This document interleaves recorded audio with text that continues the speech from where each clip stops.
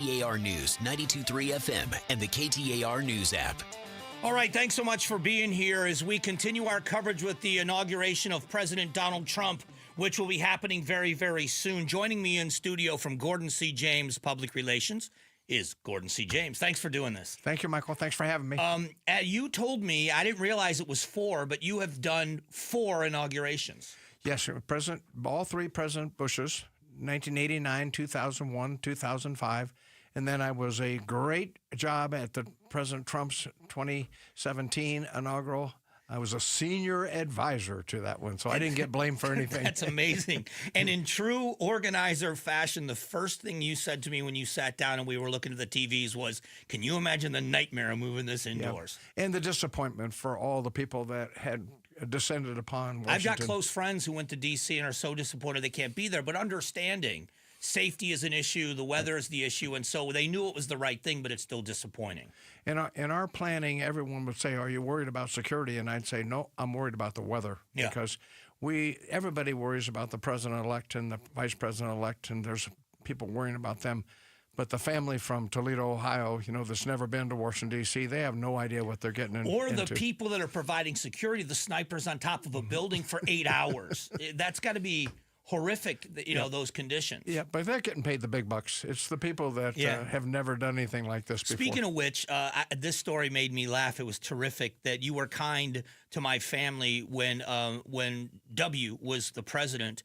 When you were running the Easter egg hunt at the White House, you got me tickets. Yep, we got to do 8 straight Easter egg rolls for Mrs. Bush, for Laura Bush. Except I was there the year that it got canceled. Oh, no. Remember? Bad you weather. don't remember that? Yeah, I remember it getting canceled. But yeah. We started and a lady tripped and fell and broke her leg, and we decided it wasn't safe. And, April is no guarantee on good weather in Washington, D.C. either. So today they're having some bad weather, too. So when the logistics of having this now be in this rotunda, relatively small room compared to how it's normally done, how are the choices made diplomatically for who is in that room, and how do you diplomatically say to people that have done great things, you're one of the people that's not going to be in the room? So there's about 600 people in the rotunda right now, and they're on the reviewing stand. Under normal circumstances, there would be about 100, 150 people. The Supreme Court, the families, the leadership, those kind of people would be on the reviewing stand, and the rest would be hundreds of thousands would be on the mall watching it from their chairs or from seated. So they had some tough choices to make on who was going to be allowed to be in here. And isn't it in the front, like very close to where the ceremony normally happens, is kind of a VIP area where there are chairs set up and there are special tickets for them? And what are the numbers of those tickets normally? There's How many? Several thousand. And so you're going from several thousand and you're paring it down to just about 100. Yeah, a couple of hundred. Yep, that's tough. That's tough. Now they're over at the Cap Center watching. Those people are probably over there now, and then the president and vice president are going to join them after they have a little lunch at the Capitol and do some paperwork, and then they'll go over to the Cap Center. Can you explain to us the ceremony of this? I've attended a State of the Union address, and I don't think you capture it on TV, but there's a lot of ceremony involved. If it's a Democrat president, when the president says something the Democrats really believe in, they all stand and cheer even more than they normally would. It's part of the pageantry of it. But there is a lot of ceremony that's happening today. Can you explain some of that? Oh, yeah. This is a lot different than a State of the Union address or something. This is politely traditionally listening to the new president or the president taking his second term, going through his agenda and what his administration plans to do. It hopefully will be bipartisan. The whole world is hanging on every word he says. People that make policy, international leaders. Yeah, there are world leaders attending. Yes, but also all over the world, people are just wanting to know what his plans are. And hopefully he's going to articulate that and put everybody at ease, and so we can move ahead. When how much of what happens today to the president-elect and the vice president-elect and their families is dictated to them, and how much are they able to control what happens today?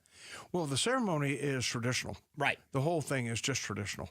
The Congress does the swearing-in ceremony. The military does the parade. The Presidential Inaugural Committee does the balls and the candlelight dinners and the opening ceremonies. So there's 3 different groups involved. But it's so traditional. This is just the way we do it, and this is the way the world expects us to do it. So the president-elect and the first lady and the vice president, they have very little say. What say do they have? They have a lot of say. Okay. They have a lot of say. If the president wants certain entertainment, or if he wants the opening ceremonies to be at the Lincoln Memorial, or if he wants it to be on the Mall, or in this case, they had it at the Cap Center. They had a rally at the Cap Center. Those are his choices, and he made them. And so, I mean, obviously, choosing the meals and choosing the things that they attend. And when you see how this worked, the tradition this morning, there was a break from it 4 years ago where there was not the tea didn't happen, but all of that happened again today. What happens in those events? So the first thing, the vice president and president met the vice president-elect and his wife, and then the president-elect and his wife showed up at the White House. It looked very cordial to me. What happens in that meeting, in that tea? Well, I've never sat there and listened to the conversation, but it's very private. I know that the President Biden was asked what word would he use for today, and he went joy. He said joy. So he's taking a very high road, and maybe he's glad to be turning the reins over. Who knows? But it looks as though it was very cordial. One of the things I've said only from observation, and a lot of it talking to you, is presidents usually stay quiet about the incumbent president because they understand it's a 24-hour-a-day grind, and the decisions you make could change the world. So largely, I think there's a mutual respect in that fraternity. Oh, absolutely. And you saw it at President Clinton's funeral. I'm sorry, Carter. President Carter's funeral. They were just as cordial as they could be and respected each other. And the same will happen as President Trump is not going to call President Biden and ask his advice on decisions he's making. And President Biden is probably not going to offer much criticism.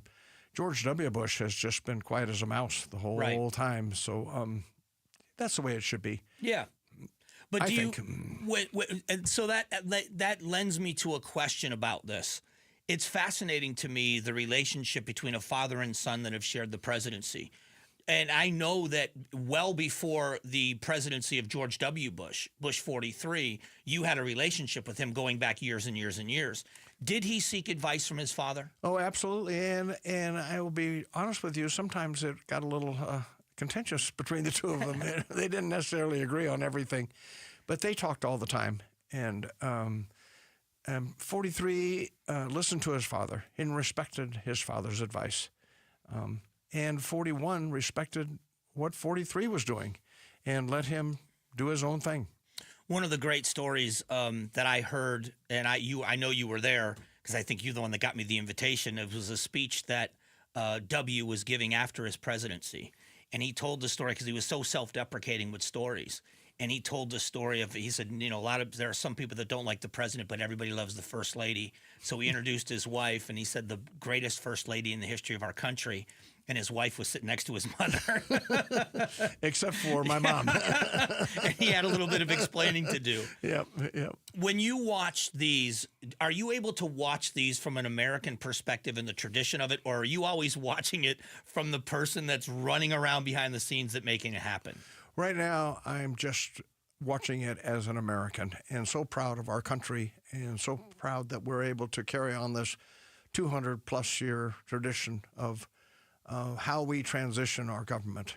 And that's what the world expects us to do. And I don't think people realize, unless you travel abroad and talk to people, especially in the European countries, but the world watches American politics much more closely than we watch other nations' politics. Yes, and they emulate what we do. Yeah. They do the same thing.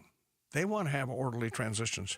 We are blessed that we have term limits and that after FDR, you can't become president forever. Yeah. But it's this is the way we do it, and this is the way the world expects us to do it. All right, you stay with me as we get ready to do the swearing-in parts of this. Gordon James is joining me. We're going to do this. I'm going to take a quick break so that we can hear the swearing-in of the vice president and then of the president, and then we hear the inaugural address. It's all coming up here in just a couple of moments.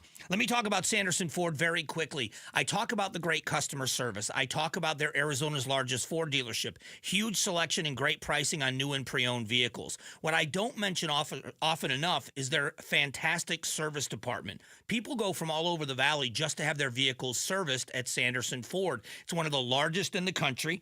They have got more of the very best factory-trained technicians, most Ford master technicians anywhere, and as I said, one of the largest in the entire country. So it doesn't matter where you purchased your vehicle. They're open 6 days a week. They open at 7 a.m., no hassle, no pressure, no nonsense, quality work at an excellent price, and you don't have to have an appointment to get your oil change done at their quick lane.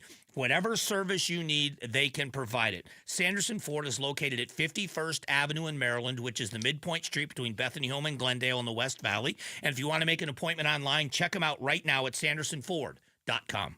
Between all the holiday parties, weekend tailgates, and family get-togethers, we've been overindulging a little more than usual over the holidays. But now, we are starting the new year off on a healthier note by taking Active Liver supplements from New Nordic every day. Active Liver contains a powerful blend of turmeric, milk thistle, and globe artichoke extract, all natural ingredients that help protect the liver so that it can protect you from toxins. It's like giving my body a daily detox. I've never felt better, and my energy is through the roof. And my doctor is already impressed with how much better my numbers are looking. So if better health, more energy, and detoxing your body are some of your priorities this year, get Active Liver today and start the year off knowing you're giving your liver some well-deserved relief. Active Liver is available in both tablets and as a delicious gummy. You can find Active Liver in stores at your local CVS or online at Amazon or newnordicusa.com. KTAR-FM, Glendale, Phoenix. This is a story of the one. As a maintenance specialist for university housing, he knows college students can major in wear and tear. Plus, housing so many students doesn't leave a lot of room to house all the supplies he needs. That's where Grainger comes in. With over 1 million industrial-grade products and fast, dependable delivery, Grainger carries the quality products he needs so he doesn't have to. From a new door hinge to a whole new faucet. Call, click Grainger.com, or just stop by. Grainger, for the ones who get it done. Did you know your skin is the largest organ of your body? Huh? That's why you should shower with Old Spice Super Hydration Body Wash instead of plain old bar soap. Love your skin by super hydrating it with vitamin B3 and glorious notes of vanilla and shea. Did you know that my super hydrated skin is the second largest organ of my body? The first is my heart. Old Spice. Men have skin too. Old Spice Super Hydration Body Wash. 24/7 renewing moisture. With daily use. You're never more than 15 minutes away from today's top news stories. Arizona's breaking news and traffic leader with Arizona's largest radio news team. KTAR News on 92.3 FM. KTAR News now. KTAR breaking news alert. Happening now, JD Vance is getting the oath of office right now, and we're going to go live to that.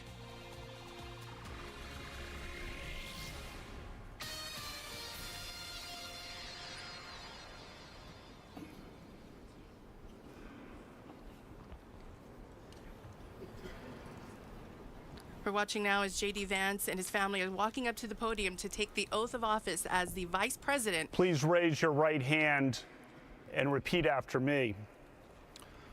I, James David Vance, do solemnly swear. I, James David Vance, do solemnly swear. That I will support and defend the Constitution of the United States. That I will support and defend the Constitution of the United States. Against all enemies, foreign and domestic. Against all enemies, foreign and domestic. That I will bear true faith. That I will bear true faith. And allegiance to the same. And allegiance to the same. That I take this obligation freely. That I take this obligation freely. Without any mental reservation. Without any mental reservation. Or purpose of evasion. Or purpose of evasion. And that I will well and faithfully discharge. And that I will well and faithfully discharge. the duties of the office the duties of the office on which I am about to enter. on which I am about to enter. So help me God. So help me God. Congratulations, Mr. Vice President. You've just heard the swearing in of JD Vance as Vice President of the United States, and as Gordon James just pointed out to me off the air, it was right to the second. Right to the second.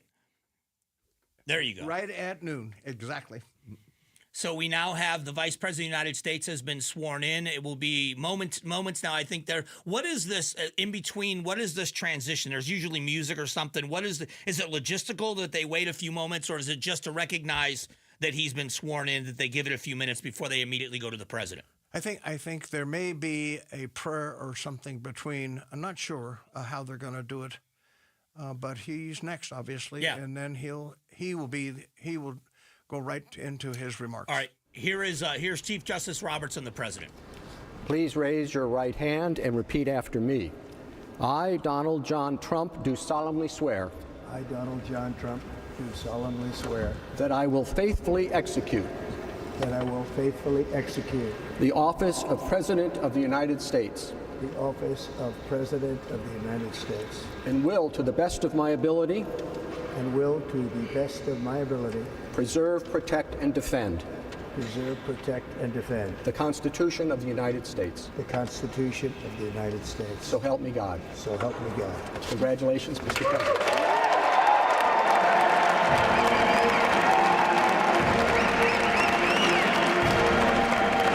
And that is the swearing in of the 47th President of the United States, Donald Trump.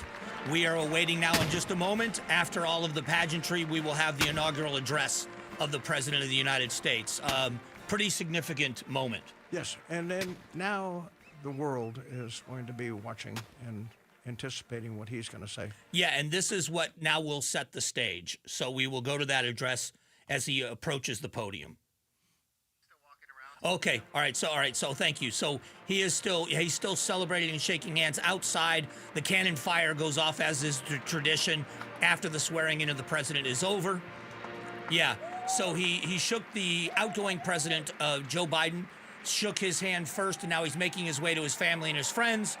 The cheers inside the which you hear them out in the public, which I've always heard, but in that room, the acoustics of that rotunda has got to be outrageous. It's amazing, and I'm sure that there's a chill going up and down people's spines. It is. I think in these moments, at least for me, political party doesn't matter. It's the pageantry. Nope. That's absolutely incredible. This All is right, it. Here he goes.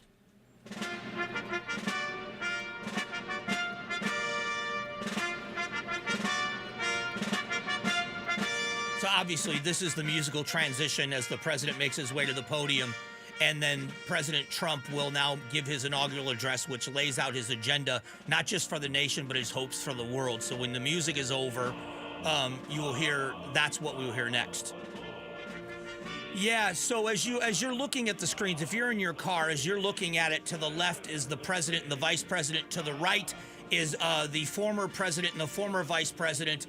And behind them is the American flag as people make their ways in. This is the Marine Band is singing as they march through the crowd as well. About as American as it gets, isn't it? This is it. This is the tradition that we all look forward to and appreciate, and that the world looks to us for. When you and I talked about this for a moment, you grew up here in the Valley.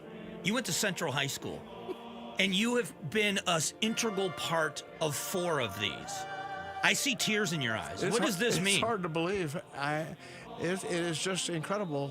I was so honored each time to get asked to be involved and to have this in my memory, the history of our country, and this is the way it's supposed to be. This is the way the founding fathers set it up. And that, I think, in world history, we are a very young country. But for the time that we have been around, for almost 2.5 centuries, the tradition from George Washington to Donald Trump continues. And you've been a part of 4 of those. Yeah. It's just that we've survived this long in spite of ourselves. Yes. Yeah, sometimes you're right. There's been some ups and downs, that's for sure. Yep. But to watch this, I think, at least in my heart, there's renewed faith that Americanism will carry on, that we're going to have people that we like as president, that we consider good presidents, and others that are not good presidents. But the founders set it up so that America will continue. You know, I had good advice from President Bush 41. He said, I hope people respect the office. You may disagree with the man or the woman, but I hope people respect the office. And I think that's what's happening today. People are respecting that Donald Trump is the 47th president of the United States and respect him. With the division and the vitriol we felt in the few years, hopefully this is the turning of that page. And it is my hope that Donald Trump will be a part of that back to civility and respect.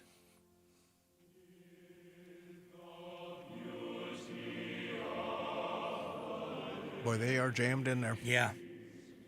Yeah, that is not a small space when you walk into it, but it looks really small right now. They are packed in that room. I will say this. I think the tradition of having it outdoors for the public to see is the way it should be. But watching it here with the artwork on the walls and the history of our country behind every aspect of this is a remarkable sight. Beautiful. It's a beautiful room. Do you still get moved? I don't go to D.C. nearly as often as you have been there, and I've never been through it like you have. I still get tears in my eyes when I get off the metro at the Capitol Mall station, and I still get tears in my eyes when I walk into the rotunda. Yep. You know, the last time I was in the rotunda was for 41's laying in state, and it was an incredible sight. And to see the thousands of people that walked by and paid their respects all day long. And it's a wonderful thing. It's a beautiful room. And I think that that's where you were talking about respecting the office, because there is a lot of opinions about a president while they're in office, but almost to a person after they leave office, there is a respect for the job that they did, even when there's disagreement. W is perceived so much differently than when he was in office. The friendship between Bush 41 and Bill Clinton, and the work they did around the world, there's just a different opinion. Absolutely, and President Carter, for sure, yes. His work, he was a young man when he left office, and for decades he was around the world on election and work in different countries, and of course his work with building homes for the needy, and he did more post-presidency than most presidents have ever done. Yeah, we are waiting now for President Donald Trump to take the podium for his inaugural address. We are just watching. There is, just for full disclosure, there is a discrepancy between what we are seeing and what is happening. We're awaiting the announcement or the approaching of Donald Trump to the podium. We are going to carry his inaugural address in its entirety. And pleasure. Here we go. To introduce to you the 45th and the 47th President of the United States of America, Donald J. Trump.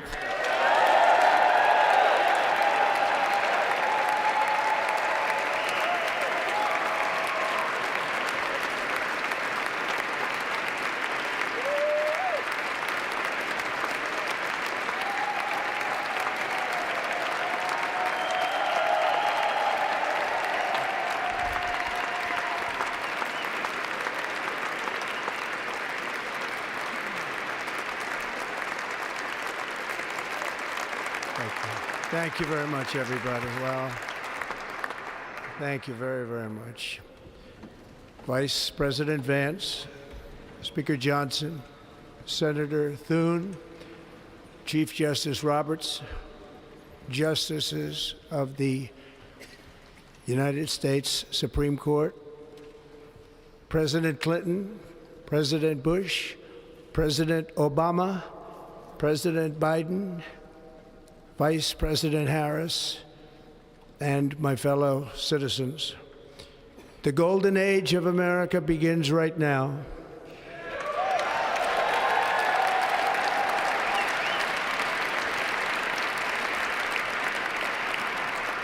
From this day forward, our country will flourish and be respected again all over the world. We will be the envy of every nation, and we will not allow ourselves to be taken advantage of any longer. During every single day of the Trump administration, I will very simply put America first.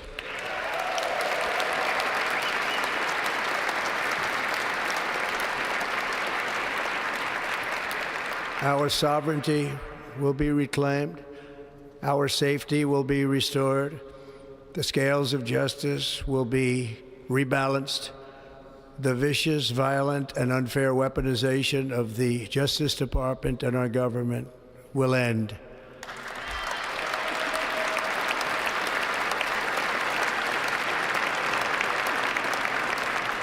And our top priority will be to create a nation that is proud, prosperous, and free.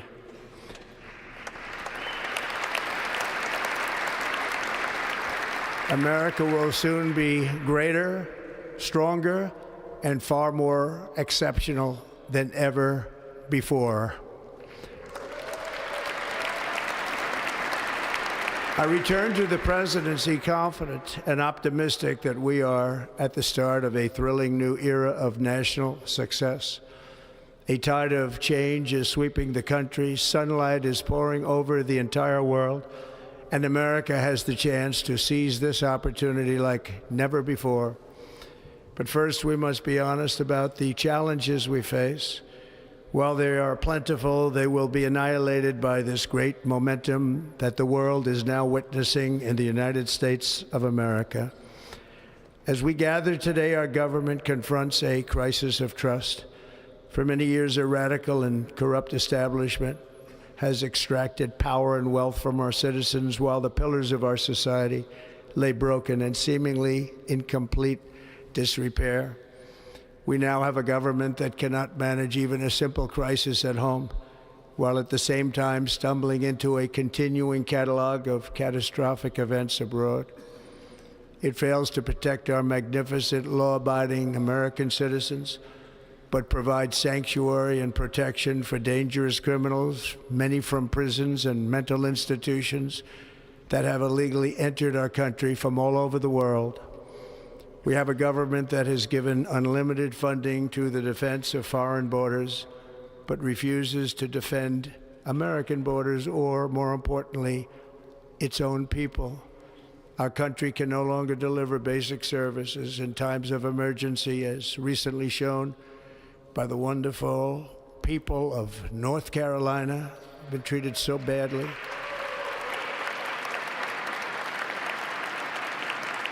And other states who are still suffering from a hurricane that took place many months ago.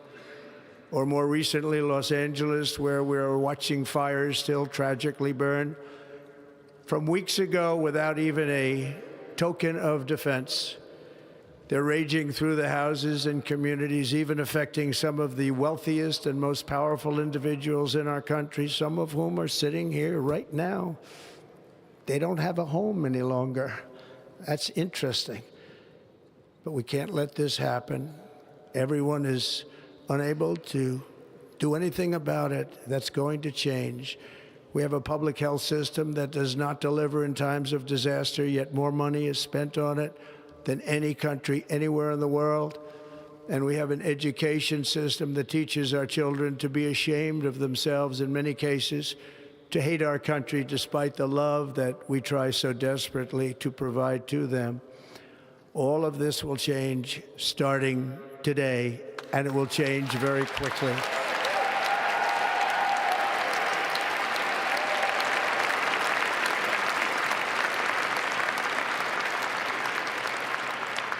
My recent election is a mandate to completely and totally reverse a horrible betrayal and all of these many betrayals that have taken place, and to give the people back their faith, their wealth, their democracy, and indeed their freedom.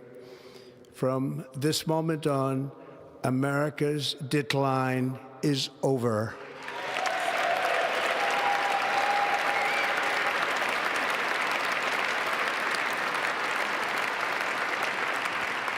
Our liberties and our nation's glorious destiny will no longer be denied, and we will immediately restore the integrity, competency, and loyalty of America's government. Over the past 8 years, I have been tested and challenged more than any president in our 250-year history, and I've learned a lot along the way. The journey to reclaim our republic has not been an easy one, that I can tell you. Those who wish to stop our cause have tried to take my freedom and indeed to take my life.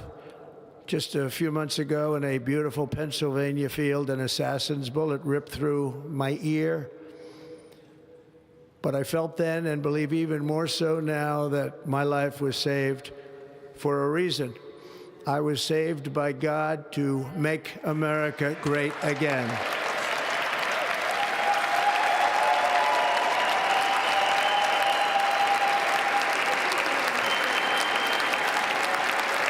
Thank you.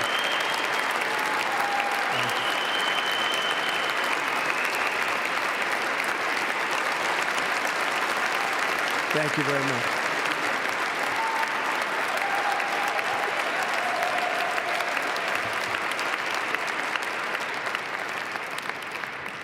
That is why each day under our administration of American patriots, we will be working to meet every crisis with dignity and power and strength.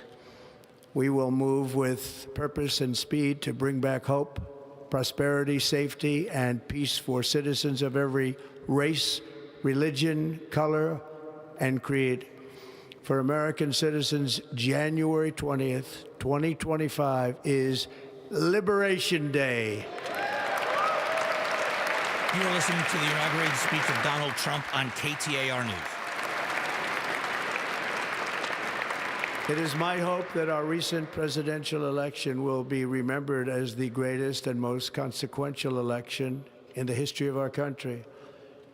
As our victory showed, the entire nation is rapidly unifying behind our agenda with dramatic increases in support from virtually every element of our society, young and old, men and women, African Americans, Hispanic Americans, Asian Americans, urban, suburban, rural. And very importantly, we had a powerful win in all 7 swing states. And the popular vote, we won by millions of people. To the Black and Hispanic communities, I want to thank you for the tremendous outpouring of love and trust that you have shown me with your vote. We set records, and I will not forget it. I've heard your voices in the campaign, and I look forward to working with you in the years to come. Today is Martin Luther King Day, and his honor, this will be a great honor, but in his honor, we will strive together to make his dream a reality. We will make his dream come true.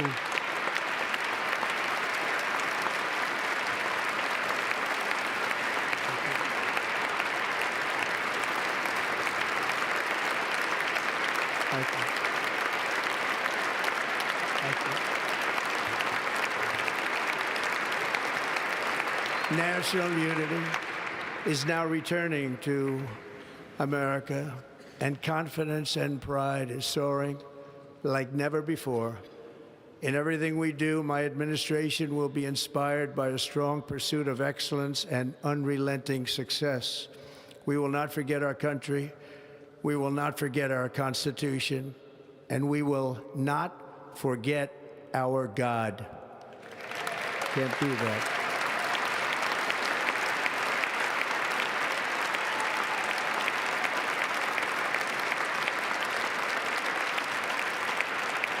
Today, I will sign a series of historic executive orders.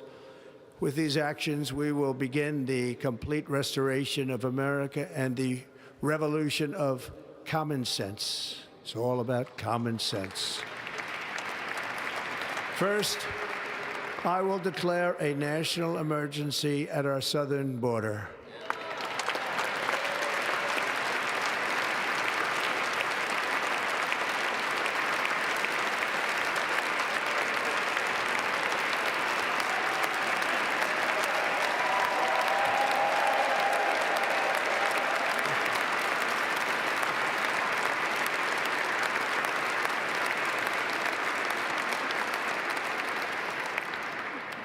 illegal entry will immediately be halted, and we will begin the process of returning millions and millions of criminal aliens back to the places from which they came.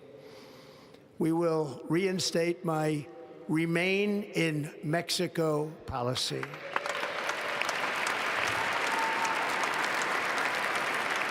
I will end the practice of catch and release. And I will send troops to the southern border to repel the disastrous invasion of our country.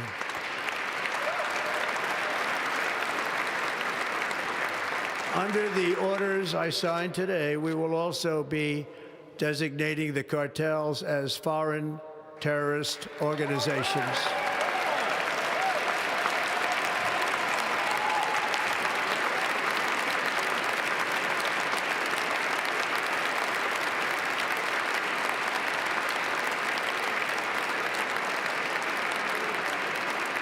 And by invoking the Alien Enemies Act of 1798, I will direct our government to use the full and immense power of federal and state law enforcement to eliminate the presence of all foreign gangs and criminal networks, bringing devastating crime to U.S. soil, including our cities and inner cities.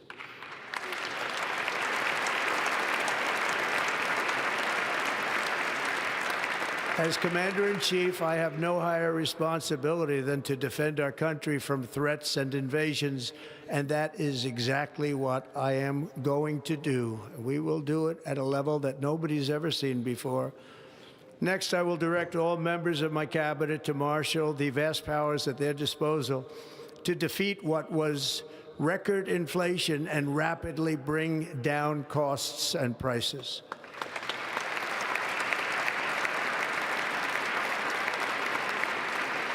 The inflation crisis was caused by massive overspending and escalating energy prices, and that is why today I will also declare a national energy emergency. We will drill, baby, drill.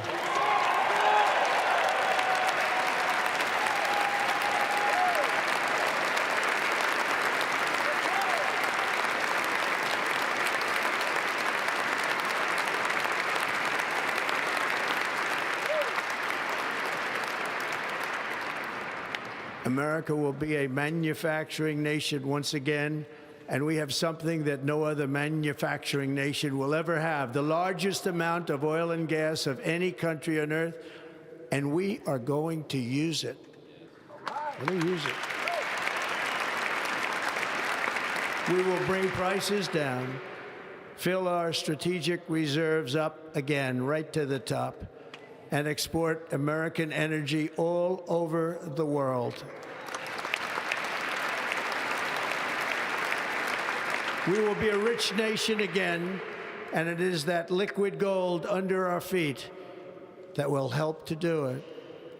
With my actions today, we will end the Green New Deal, and we will revoke the electric vehicle mandate, saving our auto industry and keeping my sacred pledge to our great American auto workers.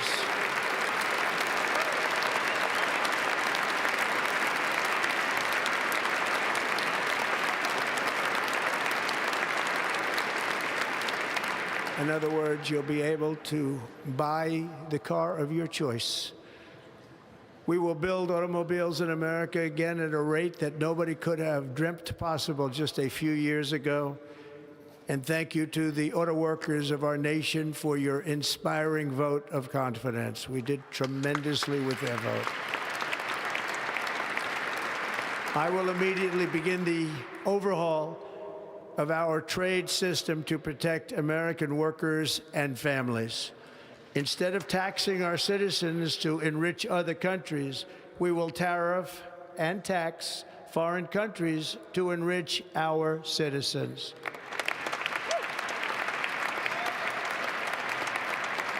For this purpose, we are establishing the External Revenue Service to collect all tariffs, duties, and revenues. It will be massive amounts of money pouring into our Treasury. coming from foreign sources. The American dream will soon be back and thriving like never before. To restore competence and effectiveness to our federal government, my administration will establish the brand new Department of Government Efficiency.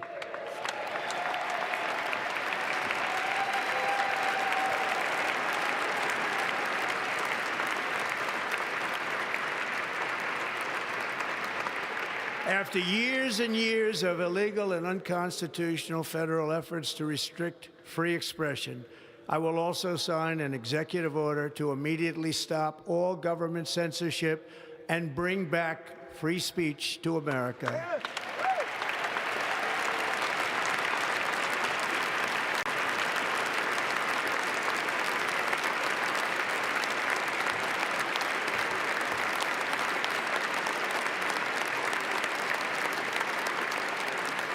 Never again will the immense power of the state be weaponized to persecute political opponents, something I know something about.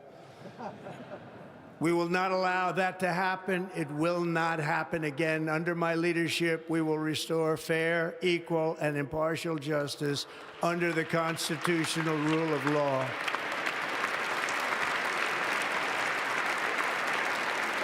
And we are going to bring law and order back to our cities. This week, I will also end the government policy of trying to socially engineer race and gender into every aspect of public and private life.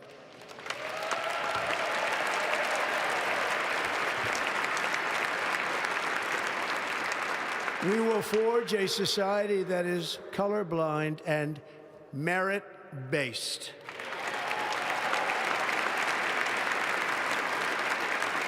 As of today, it will henceforth be the official policy of the United States government that there are only two genders, male and female.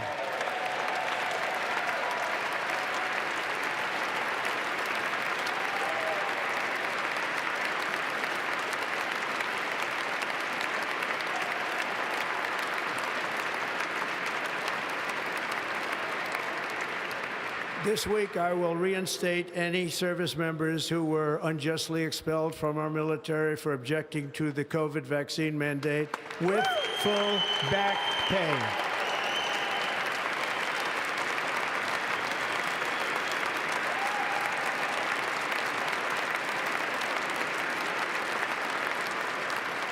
And I will sign an order to stop our warriors from being subjected to radical political theories and social experiments while on duty. It's going to end immediately. Our armed forces will be freed to focus on their sole mission, defeating America's enemies.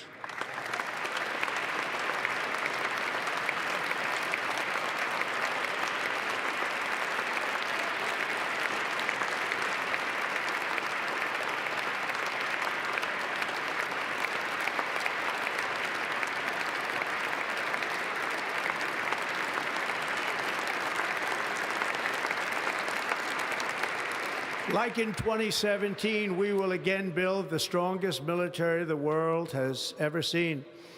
We will measure our success not only by the battles we win, but also by the wars that we end, and perhaps most importantly, the wars we never get into.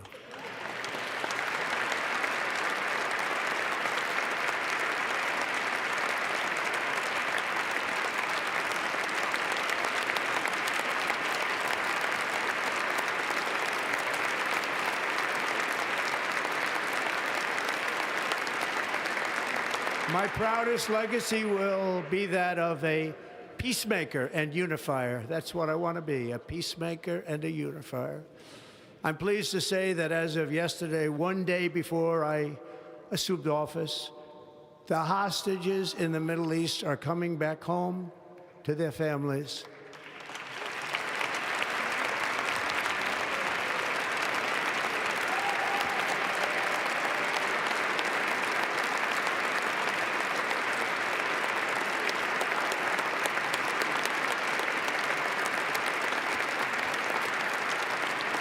Thank you. America will reclaim its rightful place as the greatest, most powerful, most respected nation on earth, inspiring the awe and admiration of the entire world. A short time from now, we are going to be changing the name of the Gulf of Mexico to the Gulf of America, and we will restore the name of a great president, William McKinley, to Mount McKinley, where it should be and where it belongs.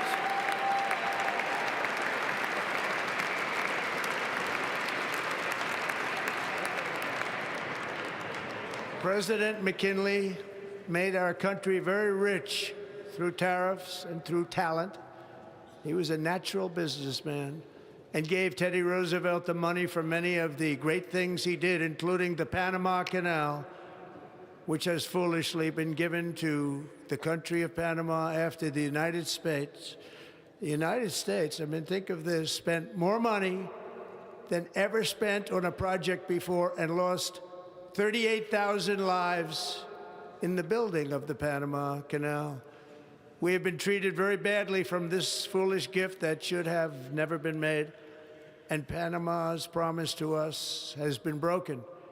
The purpose of our deal and the spirit of our treaty has been totally violated. American ships are being severely overcharged and not treated fairly in any way, shape, or form, and that includes the United States Navy. And above all, China is operating the Panama Canal, and we didn't give it to China, we gave it to Panama, and we're taking it back.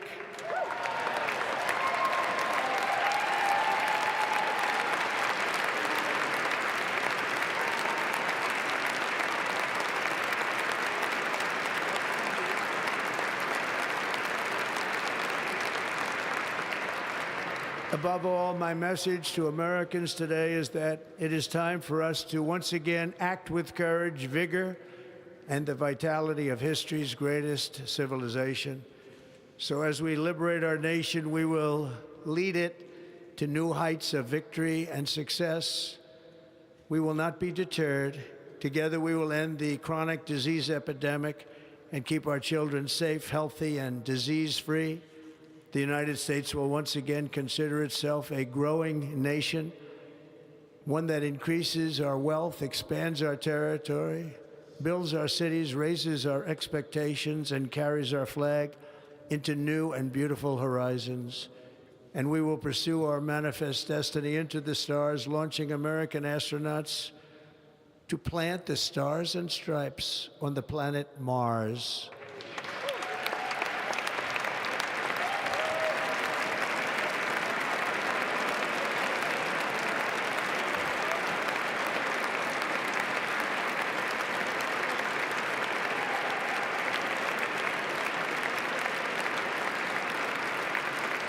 Ambition is the lifeblood of a great nation, and right now our nation is more ambitious than any other. There's no nation like our nation. Americans are explorers, builders, innovators, entrepreneurs, and pioneers. The spirit of the frontier is written into our hearts. The call of the next great adventure resounds from within our souls. Our American ancestors turned a small group of colonies on the edge of a vast continent into a mighty republic of the most extraordinary citizens on earth. No one comes close. Americans pushed thousands of miles through a rugged land of untamed wilderness. They crossed deserts, scaled mountains, braved untold dangers, won the Wild West, ended slavery, rescued millions from tyranny, lifted billions from poverty, harnessed electricity, split the atom, launched mankind into the heavens, and put the universe of human knowledge into the palm of the human hand. If we work together, there is nothing we cannot do and no dream we cannot achieve. Many people thought it was impossible for me to stage such a historic political comeback. But as you see today, here I am. The American people have spoken.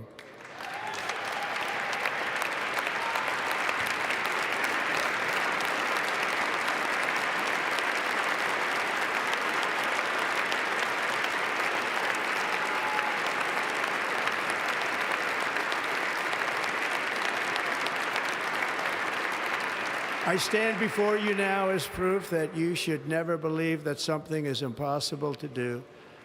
In America, the impossible is what we do best.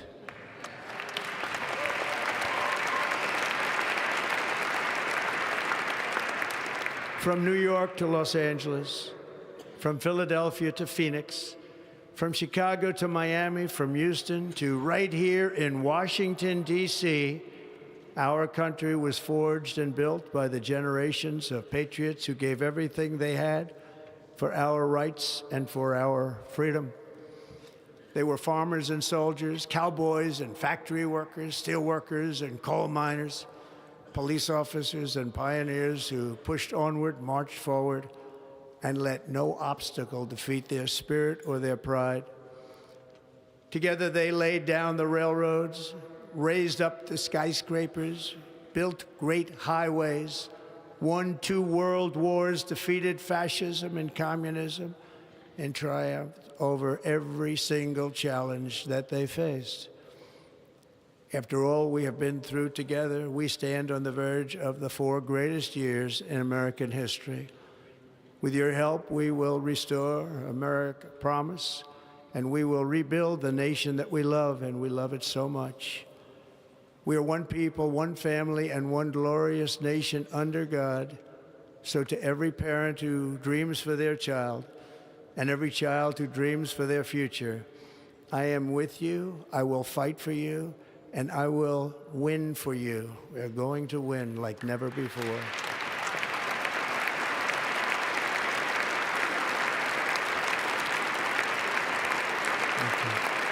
Thank you.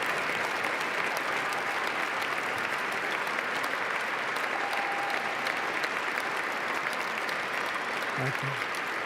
Thank you. In recent years, our nation has suffered greatly, but we are going to bring it back and make it great again, greater than ever before. We will be a nation like no other, full of compassion, courage, and exceptionalism. Our power will stop all wars and bring a new spirit of unity to a world that has been angry, violent, and totally unpredictable. America will be respected again and admired again, including by people of religion, faith, and goodwill. We will be prosperous. We will be proud. We will be strong, and we will win like never before. We will not be conquered. We will not be intimidated. We will not be broken, and we will not fail. From this day on, the United States of America will be a free, sovereign, and independent nation.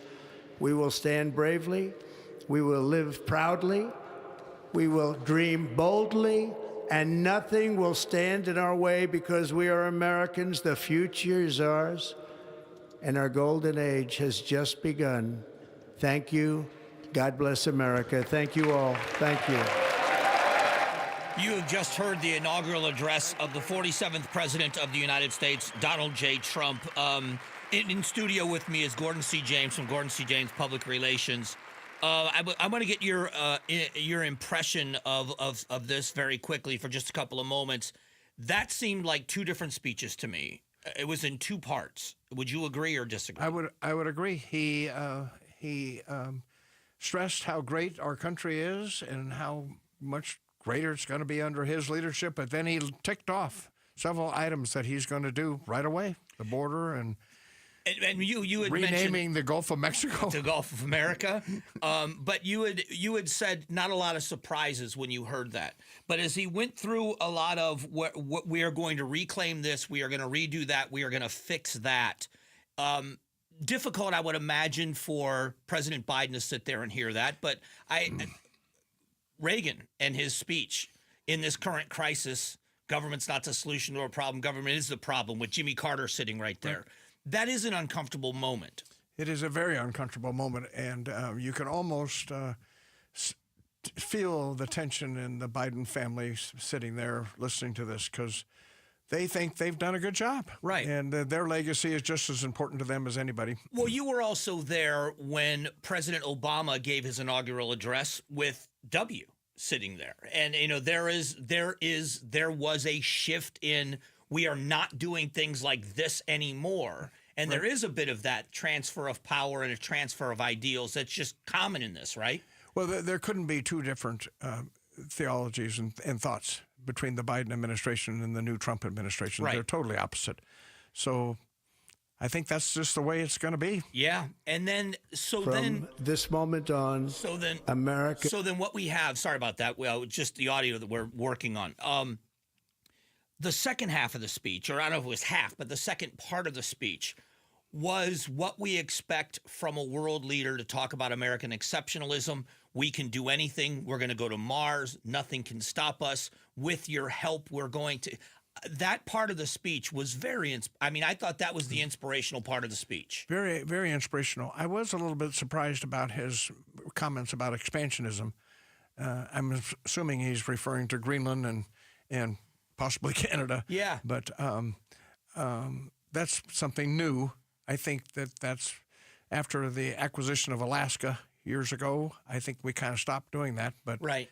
And the Panama Canal thing is going to be very interesting to see how that plays out. And this is a very good speech. But you've watched him in the past. We've all watched him in the past make really big statements. And what's the old saying? You shoot for the moon and you settle for New Jersey. Is that part of this, that we are going to do these things knowing that what your goal is, that you're going to settle? I'm asking you to think. With President Trump, I'm not so sure. Yeah. He's got a cabinet that is designed to shake things up, and let's see how it plays out. I think the first 100 days are going to be the most interesting.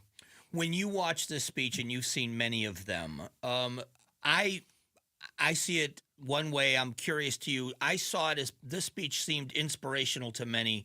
It is definitely a different tone than we've heard from some at the beginning. But is that what America is looking for? Did you see this as an inspirational part of the speech? Oh, absolutely. And clearly, the way the election turned out, that's what Americans are looking for. So I think he delivered.